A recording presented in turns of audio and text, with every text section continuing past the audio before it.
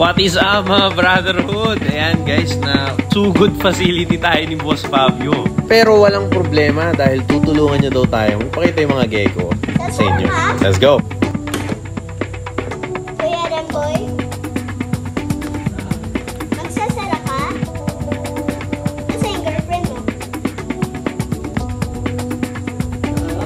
Nasa yung girlfriend mo?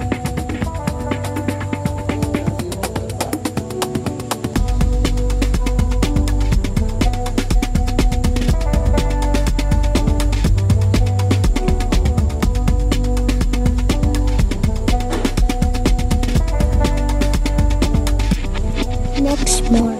At ayan na nga mga brotherhood, di ko naman alam, hot seat interview pala to. Patay na yun! Siyang dalawa yung namatay? Yung rabbit mo? Pero okay lang yan mga kuis, kasi tinutulungan naman tayong i-showcase ni Boss Fabio yung mga gecko natin dito sa facility. Yeah. So medyo mabilis lang Boss Fabio yung pagpapakita mo, no? Pero safe lang. Sige, practice lang tao. Practice lang. Yan, kita mo naman dyan, guys. Pinipili pa talaga maigi ni Boss Fabio yung mga papakita niya sa atin. Ito naman is blood. Yan. Blood sun glow. Malupit. Yan, pili ulit si Boss Fabio ng ipapakita sa atin.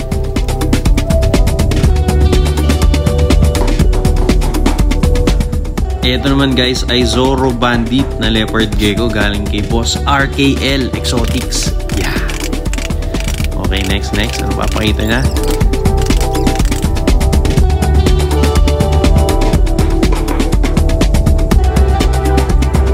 Ito naman yung isa sa mga una nating breeder na white and yellow. Galing niya kay Majesty Okaya. Boss Herbs.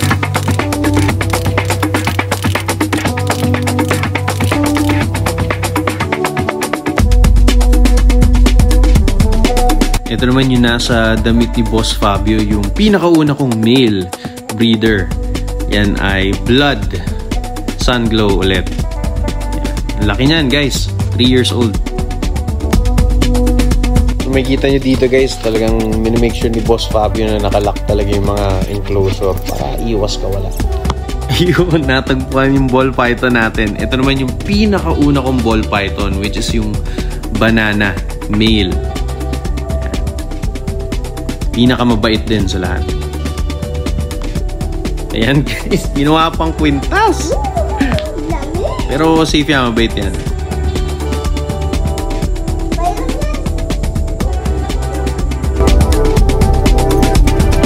Ito naman guys, yung napanalunan ko sa Reptile X raffle. Isang asphalt galing kay Credible Pythons. Kaya guys, dapat sumasali kayo ng mga raffle. Kasi legit yun, legit na nanalo talaga. Ayan, so babalik na ni Boss Fabio yung asphalt sa lalagyanan. Tapos syempre, chika-chika muna habang ako nagpapakain ako dito ng mga daga. Ito guys, another sun glow na blood. Offspring na yan nung una nating breeder. Kaya yung mga gusto ng blood, pati ng sun glow, marami tayo dito. Mensahe lang kayo.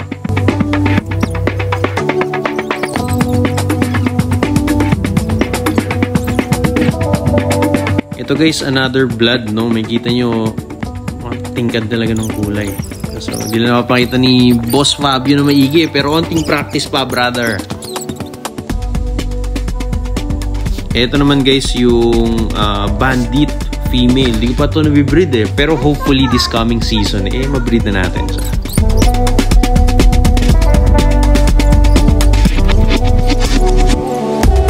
ito namang huling ball python is galing to kay Teoglac Exotic. Yung mga pied, solido mga python brotherhood. Ayan, dahan-dahan ang binabalik ni Boss Fabio yung mga ahas or yung ahas dun sa enclosure. Talagang mukhang magiging keeper ng ahas to pagdating ng araw, no? Yeah!